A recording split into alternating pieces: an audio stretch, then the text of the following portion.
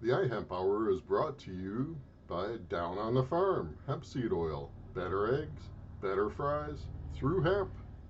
Get yours at downtothefarm.biz. All right, welcome to the iHemp Hour. My name is Dave Craybill with iHemp Michigan. iHemp Michigan's mission is to educate, inform, and promote the research, development, and cultivation of industrial hemp in Michigan. iHemp Michigan advocates for wellness in people and the planet through hemp, and it begins with the farmer. Blaine, you have some news to share for us? Oh, Blaine, he's I think muted. you're muted. You turn your microphone on, Blaine. It was working.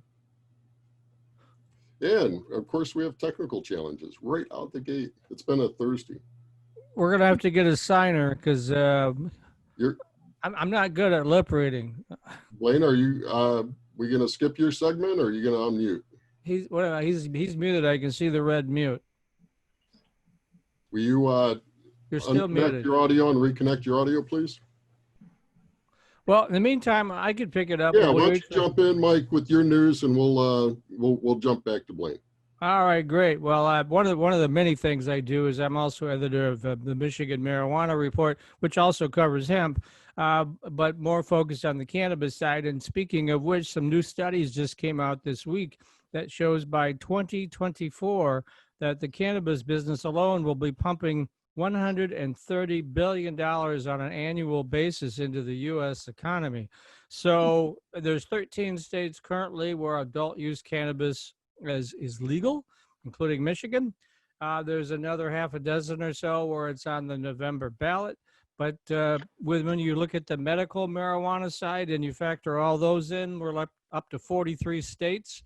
Depending on what happens in the November elections, and neither candidate is particularly supportive of cannabis, but after a while you get kind of a groundswell from the public. So maybe if we can decriminalize it on a federal level, that'll really open things up. But right now, as it stands, these analysts, these economists are predicting $130 billion industry in the United States alone by 2024. I thought that was a fairly impressive number. All right, so Blaine, are we good now? I think so. Am I Yes, good? sir. All Yes, sir. right, here we go. All right. So hemp news. A lot of things going on this last week. Again, there always is. HIA has disbanded their state chapters and coming up with a new program, a new way to work their membership on it. So stay tuned for that. Those that may have been members of other state associations, then we'll probably have a way to you'll still be iHemp members, but HIA members, but just won't have the state chapters anymore. They're going to change that around. Still waiting for the assistance to come from USDA. There was two new program that's under the CFAP program. We should hear something shortly on that. Also, they look like right now that they only made 80% of that payment under the CFAP program originally, and it looks like the other 20% now will be issued sometime in August. They're thinking on that. So that's good news, I guess. Everybody will be able to get the rest of those payments on that. Also, if you have any out there, failed acres, you need to report that information to the SFA if you're doing corn, soybeans, regular farming kind of thing. Also, I recommend again that if you haven't, that you do contact the office and you do sign up your hemp crop for this year. Although it's not a requirement under the Michigan one, it will be a requirement in the future. And so you might want to take those steps this year to get that started. At this point, it's considered a late file, and they might charge you a little bit for that. But it isn't really too much, about 40 some dollars. And it's good to have that on record, because if there's any programs like this assistance, then you can prove, and you already have it proved FSA, that you were a hemp farmer and you were planting and you were growing hemp. So just a little bit of assistance there. Also, next week's show is going to be good. James E. Decker is going to come out, and we're going to talk about the hemp data collection process that they're doing. So stay tuned for that. That's going to be quite a large project that they're doing to gather that information and be able to share that information out with everybody on hemp growing and how much was grown and how they grew it. And so again, it'll be a great show next week with James on that. And I think that's all I've got for right now, Dave. I'm going to turn it back to you. I might have some things at the end of the show to share, but right now, of course, we'll have our yummy, yummy hemp recipe. I will give a little teaser for that. Hey, Mike, because you always like to see what's going on. See, Mike, there we go. We got some. Yeah. Just pass it on through the glass there to me. Okay, we'll do that right up there to you. Yeah, it looks good. Blueberry season, so we're going to do something with blueberries. So. All right. All right. Dave, I'll pass it back to you. All right. Well, we're excited. We have Gina Alessandri and Craig Van Buren from Michigan Department of Agriculture and Rural Development to talk about the new rules that will be in place starting on November 1st. Senate Bill 850. It's linked up on the iHemp Hour page under ihempmichigan.com. And I suggest that you take a close look at it, and we're going to kind of dive into that now. We have, Blaine, you have that list of questions, I'm sure, and I have it up and highlighted. Gina, did you need to share anything online? Do you want to get started? No, I'll just go ahead and speak. I don't really have anything to share on the screen. Thank you. I appreciate the opportunity, as always, to be with you here today. I really miss seeing all of you at meetings. Hope everyone's doing well. I was asked to provide an update on the state's hemp program, really to include sort of where we're at with the current season, what the status of the hemp law update is, and then talk a little bit about our state plan preparations.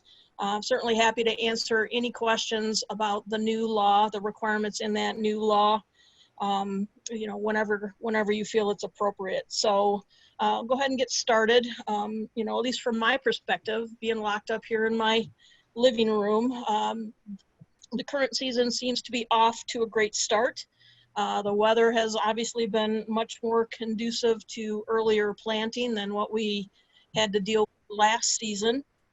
And from what I understand, seed availability hasn't been a concern at all. So that's all good. Registration and license activity has been happening at an excellent pace. And I'd like to give a shout out to Denise, who is our hemp licensing technician.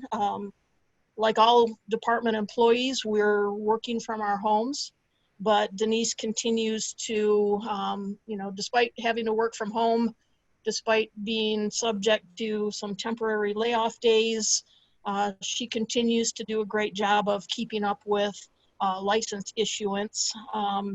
And she's continued to provide the great same level of customer service that our department and the central licensing unit is known for. So she gave me some new numbers. As of yesterday, she's issued 591 grower registrations. Wow. And those growers have identified 890 outdoor growing locations, 379 indoor growing locations, close to 14,000 acres, and over 11 million square feet of indoor growing. So those numbers are very, very comparable to the 2019 numbers. We're looking at 591 now compared to 603 last year, 890 outdoor locations compared to 850 last year, and 14,000 acres currently compared to a little bit more than 15,000 in 2019. So numbers are very close. Denise is doing a great job, as always, being responsive to questions that she's getting about licenses or license issuance. Modifications. Yep, modifications. Yep, and I'll use this opportunity to make a pitch for anybody that has applied for a license and is currently still waiting for it. It likely means that, unless you just sent it in a day or so ago, it likely means that something is missing or deficient, and she has sent an email to you asking for more detail or for a signature or for another map or a different GPS coordinate, whatever the case is. But that means ball's back in your court. So make sure you're paying attention to your email. and are being responsive if she's sent you that email, because she's not going to be calling you every day to encourage you to do it. It's your responsibility to provide whatever's missing after that notification. So, and I think the last time I had asked her, which was probably a few weeks ago, she had, I think, about 50 or so pending applications still. She has a drawer that she keeps these unfinished pending applications in. So there may very well be some people on this call that are still waiting, but so that's the status of kind of current season. As far as the hemp law goes, I think everybody's aware that MDARD has been working very closely with Senator Lauer's office to update our state hemp law. Those updates were necessary to align Michigan's law with the requirements of USDA's interim final rules. And I think everybody is aware that those rules are specific to hemp cultivation. Nothing in those rules related to processing. So specific to hemp growing. So that work is now complete. And on July 8th, the governor signed enrolled Senate Bill 850, yay. And that has now been named, it's been given the name Public Act 137 of 2020, the Industrial Hemp Growers Act. So this is a significant milestone for the program. This is something that we knew had to be accomplished, but it's still, it sets us up to be able to submit our hemp plan, which is really going to be the next step. And so we're not quite at the finish line, but now that we have the legislative authority to do what's required in those final rules, we can proceed with getting that hemp plan submitted. So as that goes, basically our hemp plan is going through the final internal review. Right now it's being reviewed by our executive office and by the divisions that are going to be closely impacted by the program. And my goal, I'm hopeful that the review and the actual submission of that plan will happen within the next couple of weeks. Everybody, I think, knows that USDA has 60 days to review that plan. And my guess is that it won't take them nearly that long to do it, to provide that review, for a couple reasons. Number one, we're one of a few remaining states that don't already have an approved plan. So it's not like they've got piles of them sitting on their desk waiting to be reviewed. But also in previous conversations that I've had with representatives from that office, they've been telling me that they've been getting it done right around 30 days or so. Getting close to the finish line, like I said, we're not there yet, but we'll be shortly. Obviously, as part of USDA's review, they will either approve the plan or reject it if something is missing. But that we'll still have that time between now and that absolute compliance date to provide them with anything that they believe is missing from the plan. So that's kind of where we're at with the law. I should mention that I don't know if anybody's noticed, but the changes made to the hemp law so far have been specific to growing industrial hemp. And again, that's because that's what the feds care about. The USDA interim rules are specific to hemp cultivation. In their mind and in those rules, USDA's authority ends after pre-harvest sample has determined that a crop is compliant and after it's been harvested within that 15 days that's required. So they believe their authority ends there. So all things related to processing industrial hemp or to marketing it or selling it, that's all state specific information and requirements. And we have more time, obviously we had more time to work on that than we did the growing changes, because of the fact that we have this October 31st compliance date looming out there. So now I know the last time I was with you guys, I did provide kind of a high-level overview of the changes in that law. I think what I'd like to do first is let Craig go ahead and give his presentation on the testing standards and what to expect for that for the upcoming season and beyond. And then maybe we can come back. I know you guys have a list of specific questions that you've already received. I'm happy to kind of go through a high-level review of, you know, some of the more significant changes. I just want to make sure that, you know, we give Craig enough time to share what he wants to share, and then we can talk about whatever you guys want. Okay. Sounds good. Craig, are you going to be sharing slides or just talking? Just talking. Okay. Good. Thanks, Gina. So actually, not a whole lot is going to change as far as sampling. Up until October 31st, growers will still be able to sample their own crop and submit those samples to the laboratory. Gina will talk about the changes from there going forward. I want to make sure that everyone is aware that the procedure for sampling is still on our website, michigan.gov/industrial hemp. And it's critical that you follow those plans. We did have a few that we had to reject because, for the most part, people weren't supplying enough sample size to us. We have to have enough, at least 3 is the minimum, 3 tops with flowers if you're growing for flower, so that once we dry it down, we have enough to actually run in our test equipment. The biggest change is going to be how samples are actually received. As per last year, you will have to give us a call and get a slot to submit those samples. You can still mail them, UPS them, FedEx them in that manner. But the biggest change will be on people actually bringing them to the lab and dropping them off. At this point, we are not allowing anyone from the public inside the laboratory. So we're going to have a separate area where hemp samples will be dropped. So you'll need to call, make your appointment. We'll be setting those up in 15-minute increments. Depending on how many samples you're going to be bringing us, we may put you into 2 segments if needed. But once you get there, we're going to have designated parking for everyone. We'll have signs up within those parking places that'll have a phone number on them. And the grower will need to text that number, let us know that they are there for their appointment. We'll acknowledge that, and we'll let you know when it's safe to come to the window. We're only going to let one person come to the window at a time to drop off samples.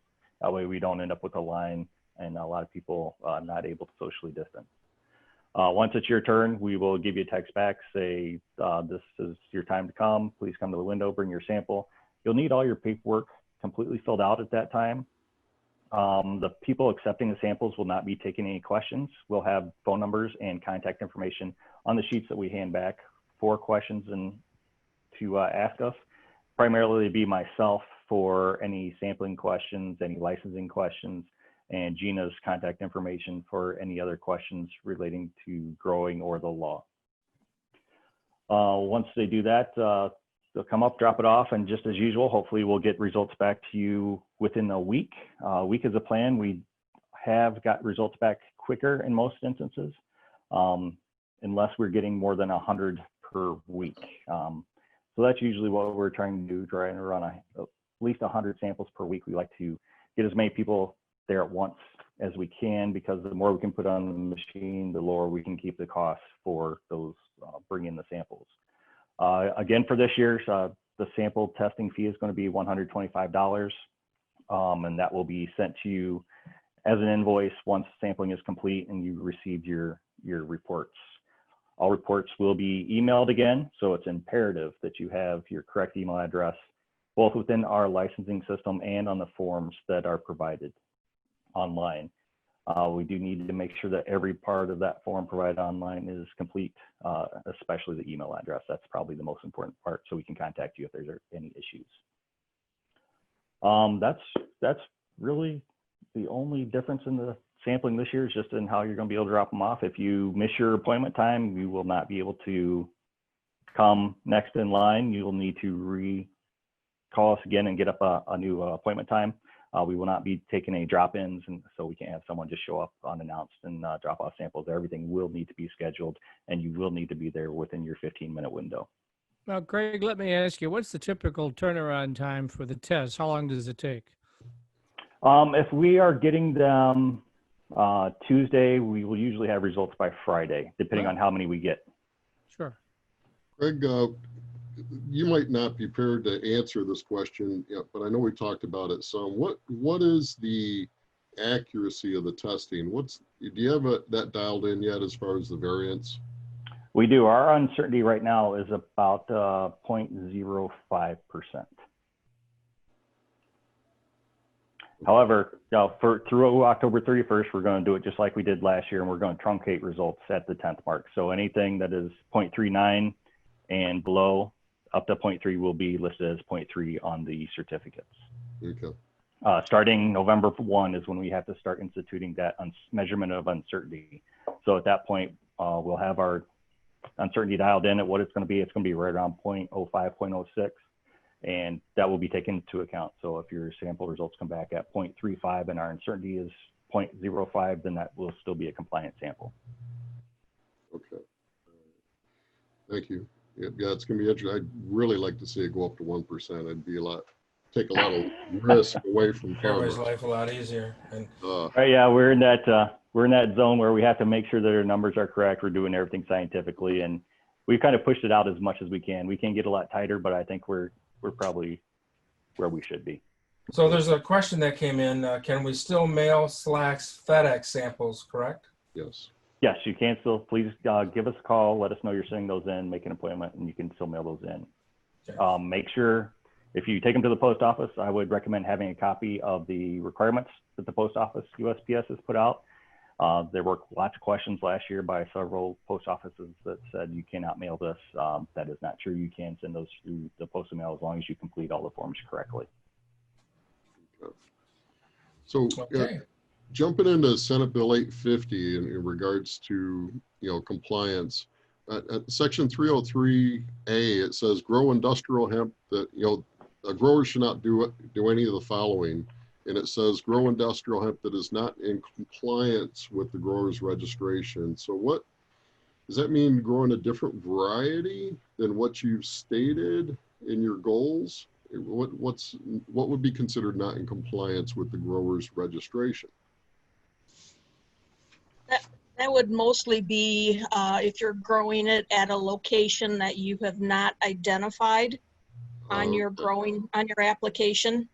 I mean, as you all know, the questions that we ask on that license application are really specific to the individual or the business that's applying for the license and where it's being grown.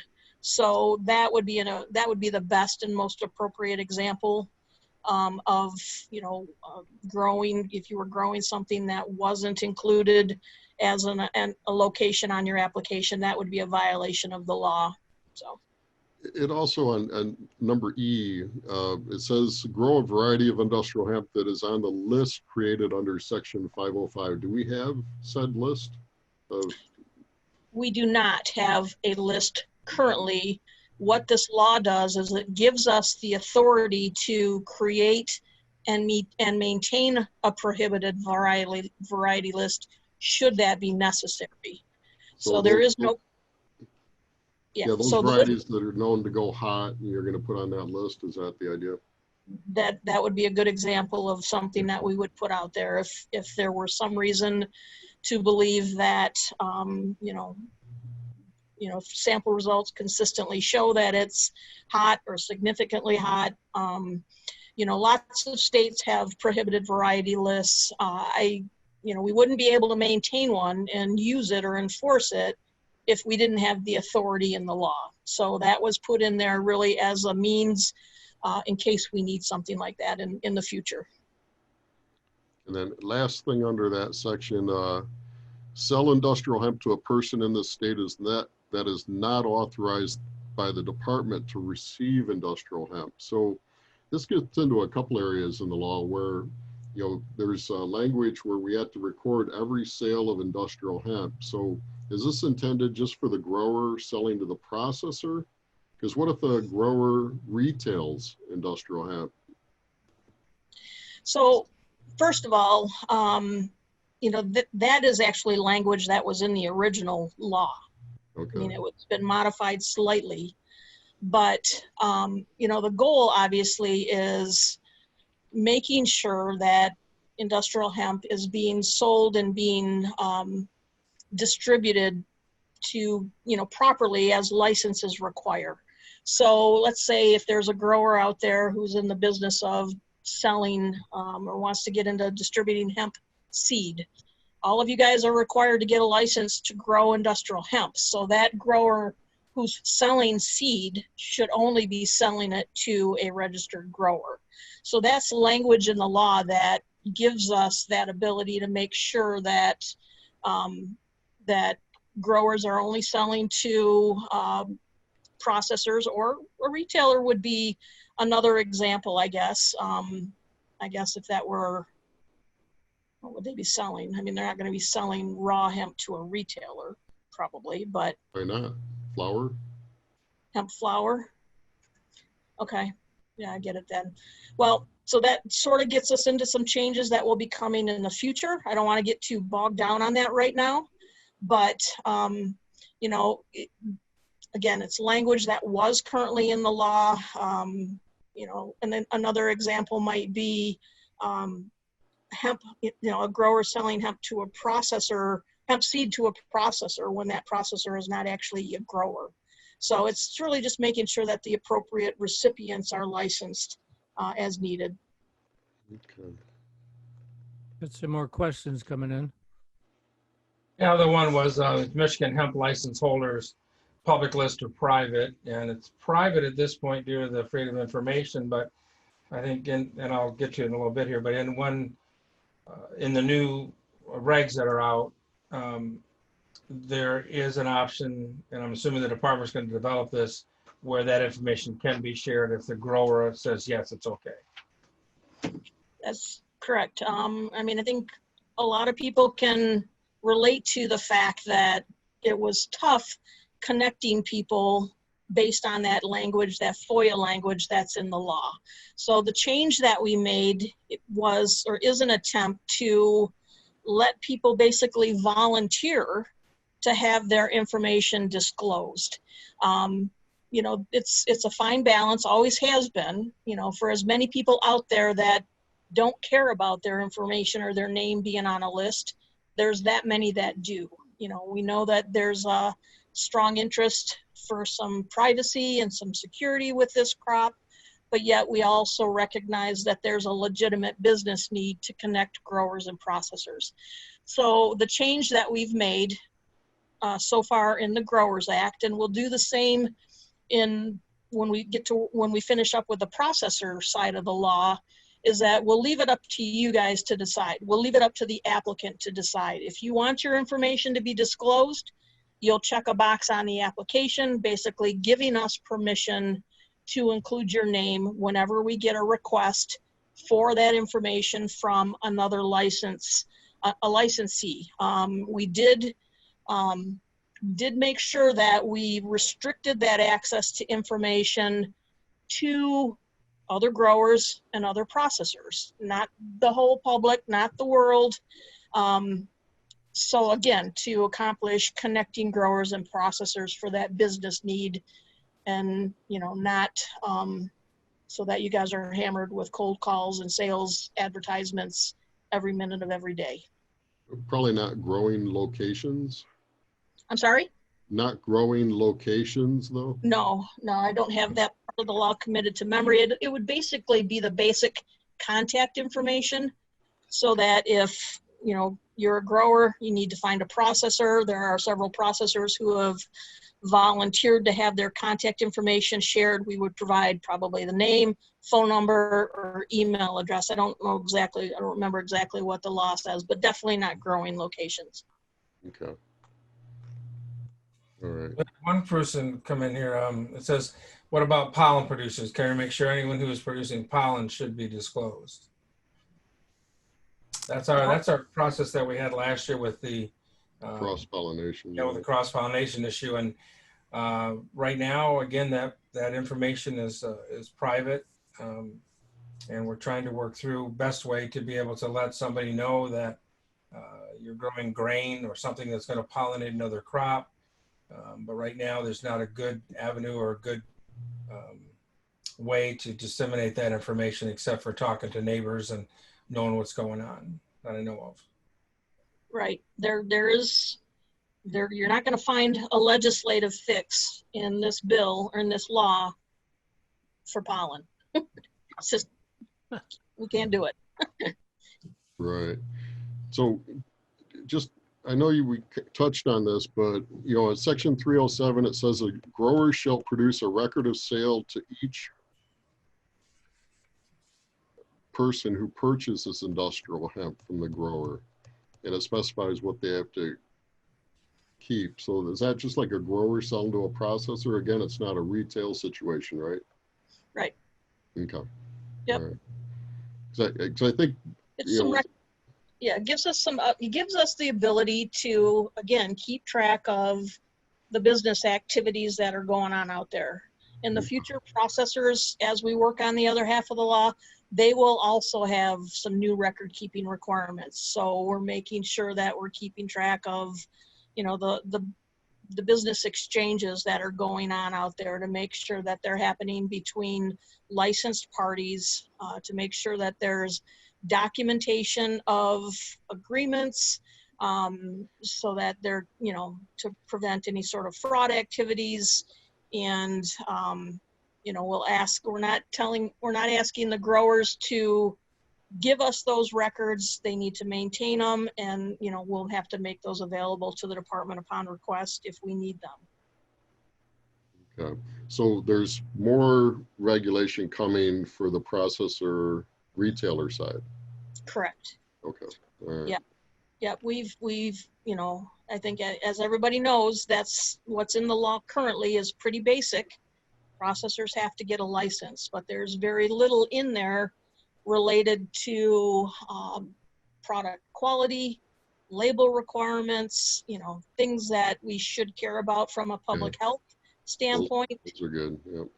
And so this is our opportunity. We know we need to finish up that half of the law. So this is our opportunity to really look at the different license types, see if we're appropriately regulating the different suppliers in the supply chain. And, I can tell you right now, there is an interest to make sure that consumable hemp products are safe.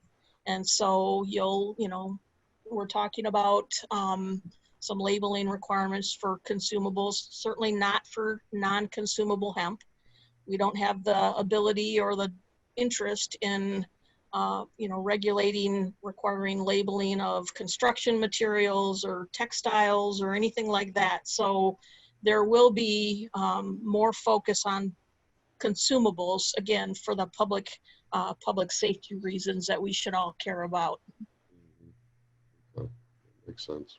So one of the things in the bill, Gina, in chapter 1, section 103G, it says, criminal background report means a report prepared by the United States Federal Bureau of Investigation that include fingerprint-based criminal history record information.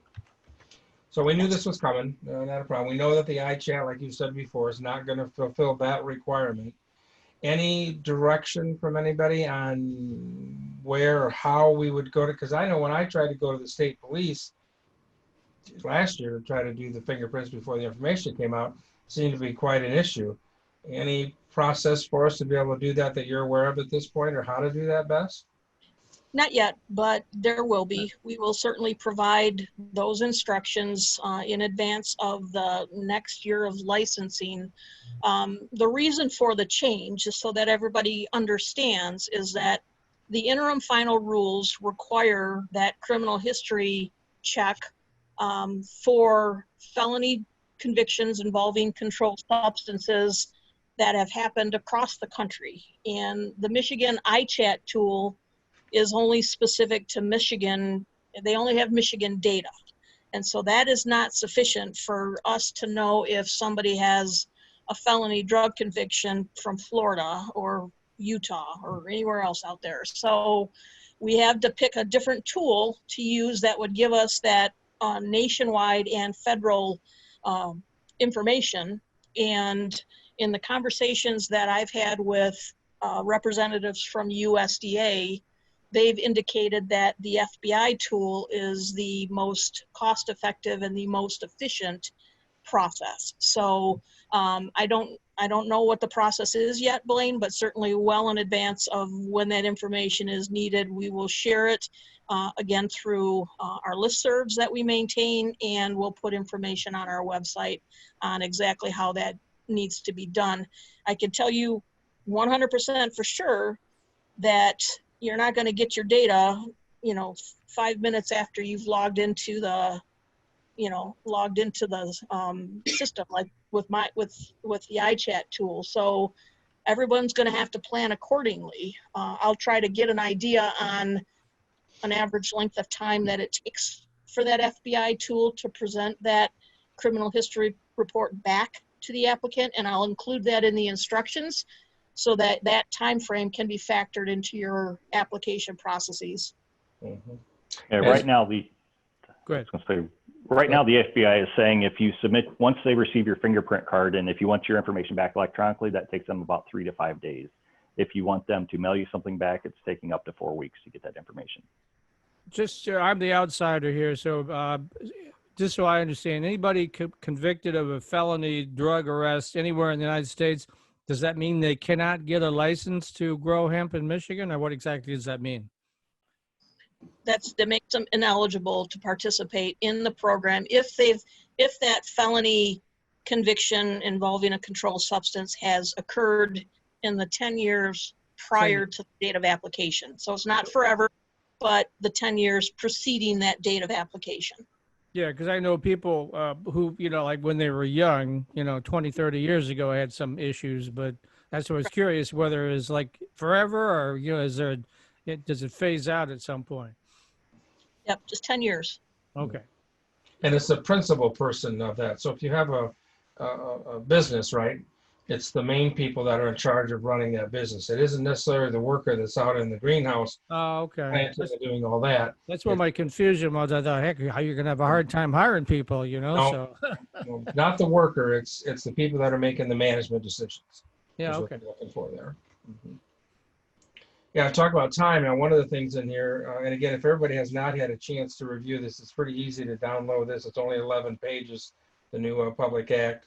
You can look for it under Public Act 137, or you can do Senate Bill number 850 for Michigan and be able to get that. It also gives the department up to 120 days after the completed application is submitted before they can let you know whether it's approved or denied. So, and I know you're not taking that long anywhere near that, I know, but with this COVID and who knows what's going to be in the future, just want to, again, let everybody know you need to start this process early. Don't wait till the last day and think you're going to be able to get the FBI check and all the other stuff that we're going to need. So plan accordingly if you're going to be growing again next year for that. Well, the other thing I suggest is they do it before they do anything else, because if you come up on the report saying that you were convicted, game, set, match, right? Yep. You've got to find somebody else or do it some other way, right? Okay. There's some things here. Gina, maybe you want to touch on some things. I can just go through some questions, but is there anything you want to touch on before I get into some more questions? Or no, keep going with the questions. I think this is a good way to kind of cover some of the highlights. Mm-hmm. Okay. Looks like we got a couple more over there, Blaine. Okay. So, yeah, maybe Dave, I read this, maybe you can figure which ones are what we need to read out loud here. So, let's see. If you have to destroy the crop for some reason, you do have to give notice to the department or two ahead of time on that. They have a little bit of different requirements now on the signage side. We didn't really have a requirement. We needed it, but didn't say, but it has to be a minimum of 8 inches wide and 10 inches tall, and have your name, your registration number, has to be on there. Needs to be made of weather-resistant material, so you can't just print out a piece of paper and put it up there, and 2 days later when the wind blows, it's gone away and you're still in compliance. That's not going to work, folks. You got to have something out there that's going to be a little more permanent for the season. You can and it only means set of 4 on ihempmichigan.com, real easy. Yeah, we got them all there. Yeah, we did. Yeah. Hey, we got to talk about the mask too, Dave, at the end of the program. So we need to talk about that again. Talk about that. So we were talking about the keeping track of the grower sales. So that's not something that the department is requiring us to submit to them, but it is requiring us to have that on hand if they want that information. So most of you are going to keep receipts if you do sell this one way or another for business purposes. So I'm sure that most of that is going to meet the requirement that we would need for this here. One interesting point of here that I'm interested on it, that under there on 307D, the total sale price of the industrial hemp. So that's something else that needs to be kept on that as well. Again, most receipts will have that anyways on it, but just interesting. What we got here? Sampling and testing disposal, a little bit under there. Again, if you're going to harvest or destroy the crop, you've got to contact them at least 15 days in advance. Somewhere I saw 20 on that, but we've known that all along, and that's what we've had to do there. And remember that, like Craig said earlier, and Gina said too, these rules, right now we're still working under the pilot program rules. So the grower is allowed to take their own samples, do it correctly the way the procedure says there, and send them in. After November 1st, that's going to change. So if you've still got a crop out there after November 1st you haven't harvested, you're going to fall under these new rules with the USDA rules. So that's going to require somebody else to come out and do the testing. And so, again, that's going to have a delay in your time. So plan accordingly. If you can get that crop out of the field, get that crop out of the field. Let me leap in here real quick because I'm curious, Gina. I know you were saying before you're pretty short-staffed.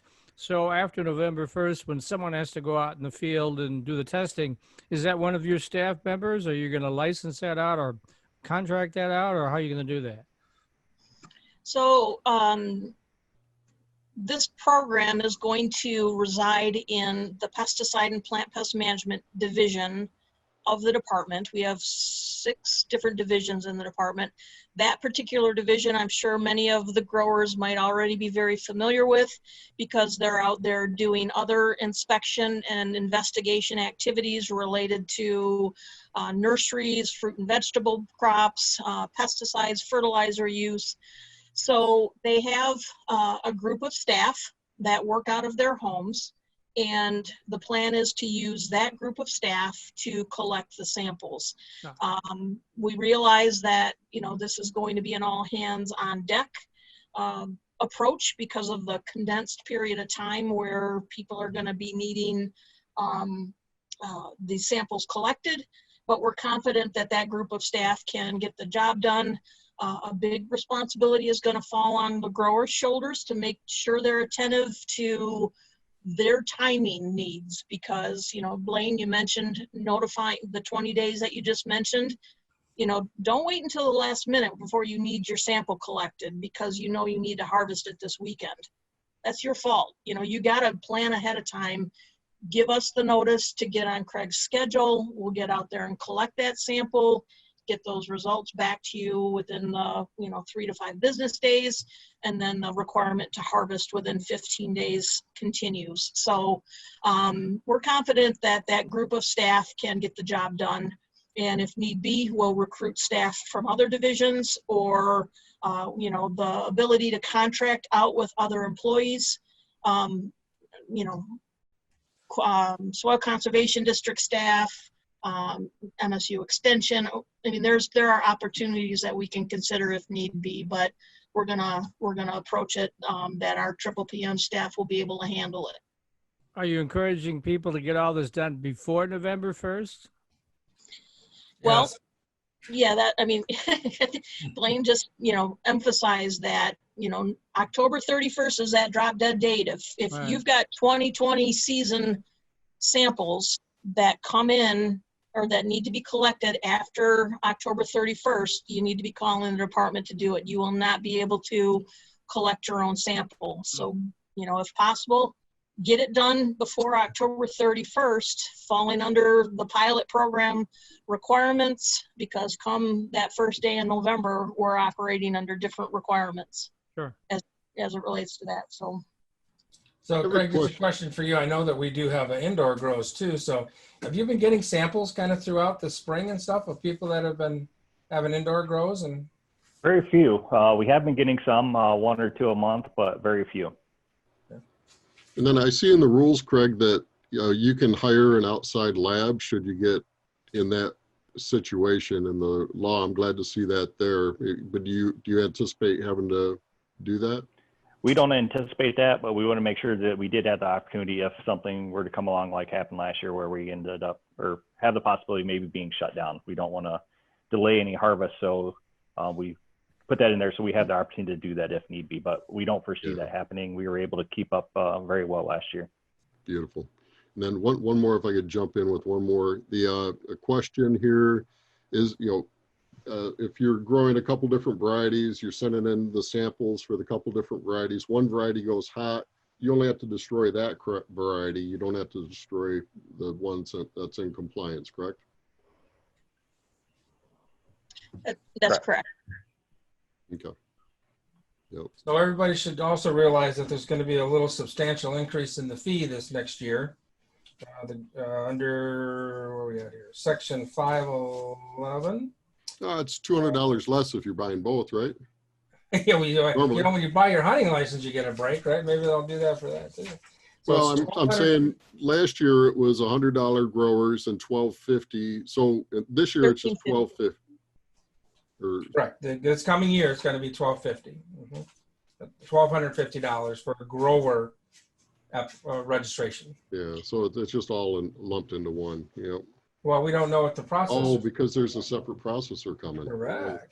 But the processor, let me jump in here real quick. So the reason the processor license was required last year and this year is because of that language in the law that said that anybody who's processing, handling, brokering, or marketing industrial hemp had to have that processor handler license. So if you are a grower and you're simply growing industrial hemp and then you're selling your harvest to a processor, you'll need one license. You'll need that grower license. That's $1,250. Now, if you are also going to get in the business of processing industrial hemp, then yes, you're going to also have to have that processor license. But the changes made to the law are based on clarifying that fact that you won't need to have that second license to simply sell your harvest to a processor. Okay. Okay. Mm-hmm. Now, if you're processing it yourself or hiring someone to process for you, how will that work? Doesn't matter if you're processing it for yourself. If you're processing industrial hemp, you'll need to have a processor license. Okay.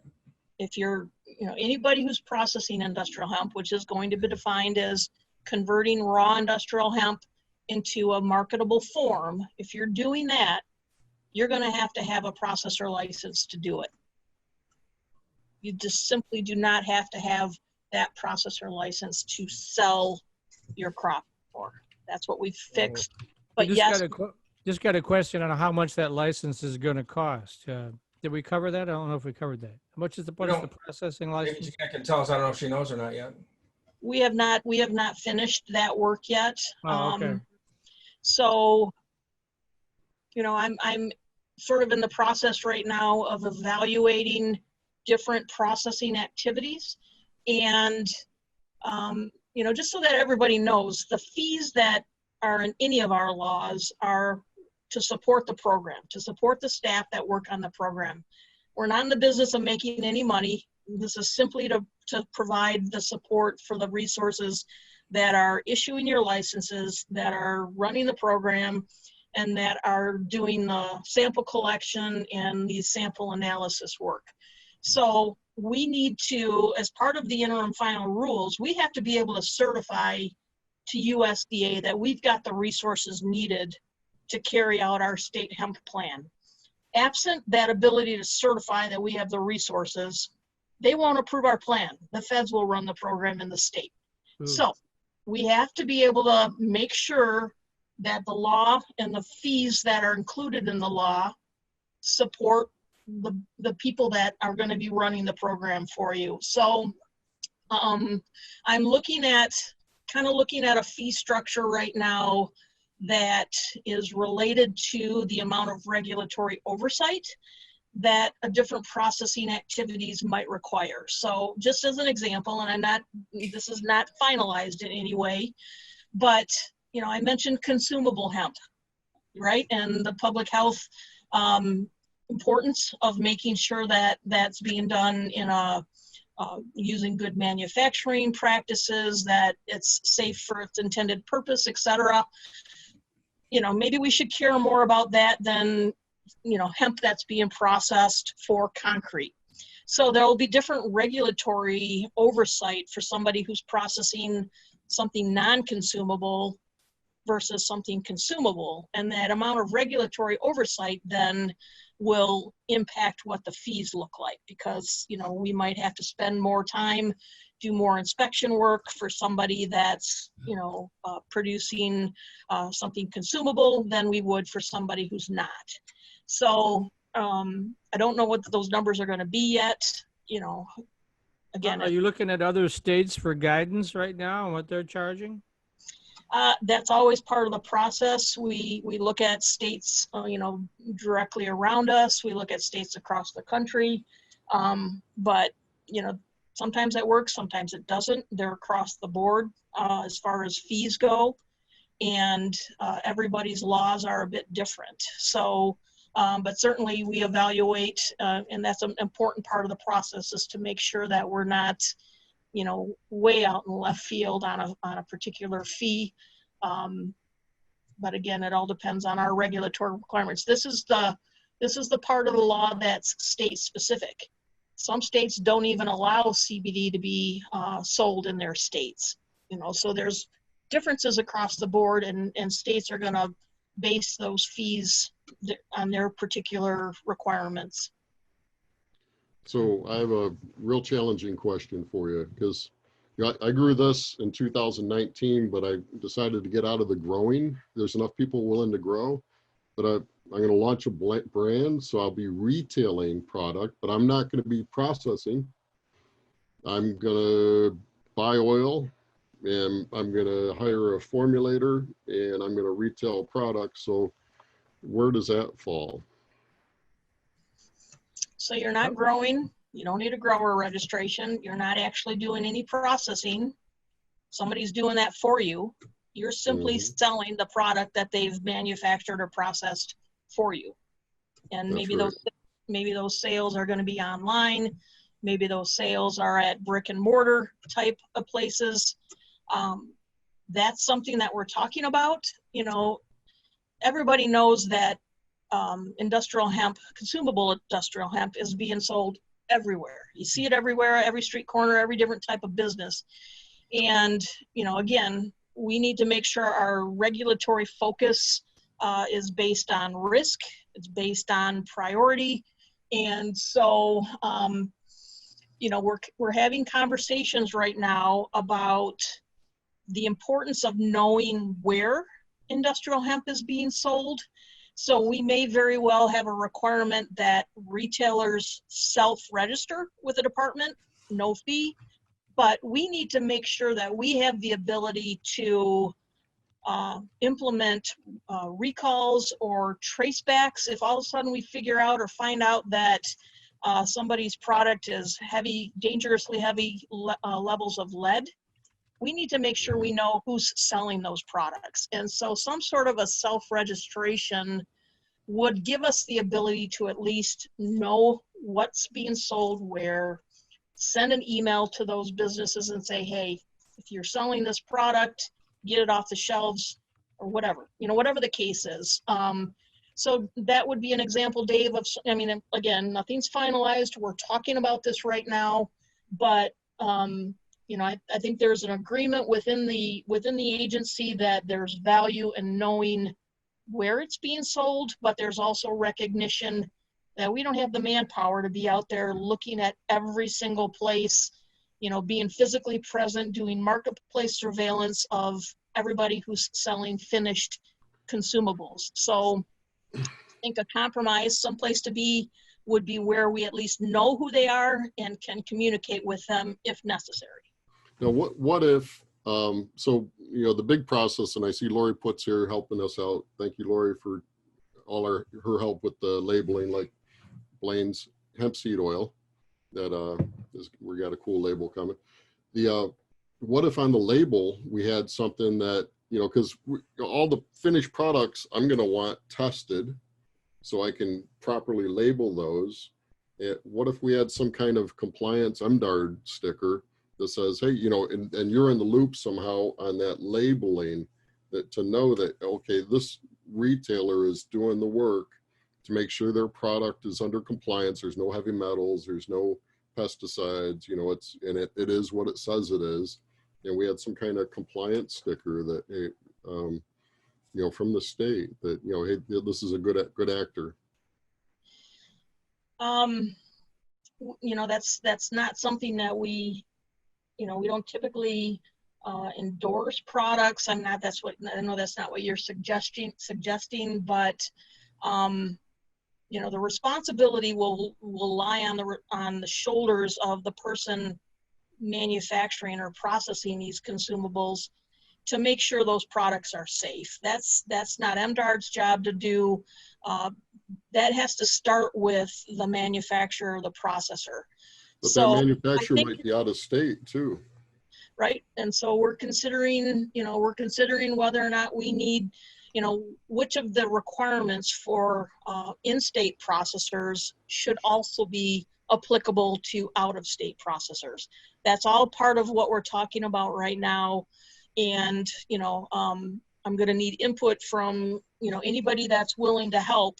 Once I get to the point where I've got an internal draft that's ready to be shared, my goal is then to share it with folks that would be able to tell me, oh, you're crazy. There's no way we can do this, or that's a great idea, but you've forgotten to do this, you know? So, you know, I know that there are other states that require QR codes on product labels, and that then gives the consumer the ability to, you know, take out their cell phone and scan it and know what's in there, what the CBD concentration is, what the THC concentration might be. You know, we know that there could be issues with pesticide residues, heavy metals, solvents, but right now we don't have anything in the law that addresses any of that, and it's, you know, probably something that we should all care about. And so there will likely be some requirements that finished products be tested, and that those certificates of analysis be made available to consumers. You know, if these are all just ideas right now on paper, and you know, if there's anybody out there that's got some, you know, some burning thoughts about what that law should look like, I encourage you to pick up the phone and call me or email me. Just wanted to mention, we only got a few minutes left there. Yeah, we should probably get to those blueberries, Blaine. Yeah, I know. Everybody's waiting on you, Blaine. Now put the hat on. So, well, you know, this is such a, you know, normally we don't like to go over the hour, obviously, but this is such a great thing that I don't want to cut off answering people's questions. Yeah, we don't. All right, well, we ask and see how many more questions we have. Yeah, if those don't matter, put the questions in, and we'll keep. I don't know about Gina and Craig's time either. We got to be cautious of their time too, because I'm sure they're busy with a lot of other things. But just a couple other questions I got real quick on the law here that we've got passed. So under Chapter 5, they talk about a fee charged for the testing, and the department shall charge a reasonable sampling fee not to exceed the cost of sampling. So my question is, the $1,250 we're going to pay as a grower license, do you see an additional fee being charged for somebody to come out and do the compliance testing next year, or do you think that's going to be included in that $1,250? No, there will be sampling charges. So there will be a fee on top of the $1,250. There will be another fee. Correct. Now you called it a compliance. I call it a regulatory sample. You guys can use whatever private lab you want out there throughout the growing season to, you know, for monitoring compliance with the THC levels. But that final pre-harvest sample that needs to be collected by the department will be collected, and there will be a sampling collection fee assessed. I don't know exactly what that's going to be right now, but again, we've got staff that will be coming out. Those costs need to be covered, and so the costs will be reasonable and really are designed so that they're simply covering our costs. There's no extra that we're making on top of it. So, but we're conscious of the fact that, you know, a grower with 60 acres and growing 10 different varieties should be paying more than somebody who's growing 1 acre of one variety. So, you know, we have to kind of keep that fairness in mind as well. We aren't going to be basing the fees on acreage, but there will be some sort of, you know, probably a per sample fee, again, because if you've got bigger acreage, more samples needed, then you should be paying more than somebody who's got, you know, 1 acre or 5 acres. So lots of doing business, guys. Well, you're paying a fee already. I mean, to, you know, it's $125, right? And we send it into Craig. So, you know, I mean, now I'm hoping that it won't be a whole lot more than that, but I'm sure that somebody's got to pay for the time and the travel and the transportation. And yeah, you're right. Okay. Making it easy. All right. Any other? Keep putting the questions in while we got them, and we'll kind of move on to the end of this. Any other last things you'd like, Craig or Gina, you'd like to throw in there for us? You know, just from my perspective, again, you know, if you've got ideas or strong feelings about processing, distribution, sale of hemp products, feel free to let me know. Send me my email. I think you've got that contact information probably out there somewhere on your website, or it's definitely on MDARD's website, our hemp site. So, you know, happy to hear what you have in mind. Okay. Thank you. Yeah. And up to when you're getting ready to harvest, I would strongly recommend that you test your crop prior to sending it to us so you can monitor how it's going. We don't like to send out any hot sample results. So just be cognizant. Right now, what we're seeing for the indoor grow, we're about 50% compliant. Really? 50%. Oof. Yeah. Oh, Not good. yeah, that's good for some 50. Not so good for the other 50. Right. It's a coin flip. Wow. We don't have a million acres of or square foot of growing that's hot. That's for sure. So. Let's see. All right. Is it time for the recipe, I think? Yeah, well, almost. I got just a couple of things that I want to share real quick before I get into the recipe. But we're still looking for livestock producers that want to be part of the research for the hemp feeding. We're going to be using hemp grain. We're going to be using the hemp stalks. We're going to be using the byproducts from both the spent material of the flour and the spent material. Example for me, when I press the oil, I have this cake that's left over. So make it into flour and make it in that. So we're going to be doing that. So if anybody's interested in being part of that, let me know. MSU is coming up with the protocol, so to speak, for it. And, I don't know if it's going to meet on, if everybody can meet the requirements of that, but if you're interested, please contact us, let us know so we can get you on that list on that. Also, August 2 through the 8th is the National Farm Market Week. So get out and go to your farm markets that week and also support those farm markets over the season with that. So that's a whole nother farm week there. Dave, were you able to find that picture that we talked about on the? Oh, I apologize. I did not recall that. So. Okay, so I'm just going to talk about it. If you find it, great, we can share it. But anyways, Charlotte's Web and a artist studio called Studio Number One has done a huge, what do I want to call it? Crop like circle. mural, but it's from the air, and they did it in a wheat crop is what they did. And it's 76 acres. So if Dave can't find it, just do a Google search for, it is called Trust the Earth. It is very cool what they did. And they did it in Kansas, McPherson, Kansas is where they did it at. And I'll pull it up here in a second. okay, way cool on that, Dave. So yeah. So I just wanted, that's kind of a cool thing that was done. To increase the awareness about the access to hemp for everybody.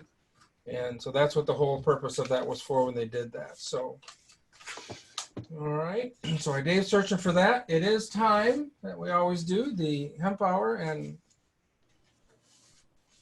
Well, there it is. Whoop. She's sharing his screen. there, Yeah, excellent. it wasn't a very high res picture, unfortunately. Yeah, it's not, but it's really got a lot of detail in it, and it's very, very cool. So I can't 76 quite acres. read it. unfortunately, I won't be flying over to see it, but Wow. Oh, all right. So this week's recipe is the hemp seed and blueberry corn muffins, which let's see, we always like to. Michael always likes to see this when I can. oh yeah, that's good. I like that. There we are. Yeah. So they look yummy, and they are very yummy. The hemp seed has a really nice little, I don't know, a little crunch to it, a little, just a little flavor. You know, the almond flavor to it's really good. It's really a simple recipe. I like simple recipes. So the ingredients are just cornmeal, all-purpose flour, shelled hemp seeds, baking powder, baking soda, sea salt, a little bit of low-fat milk, some honey, vanilla extract, unsalted butter, and fresh or frozen blueberries. And the reason why we do that is because I live in the heart of the blueberry over here, and we have all kinds of fresh blueberries. My favorite's Blue Crop. I don't know what anybody else's is, but that's kind of my favorite.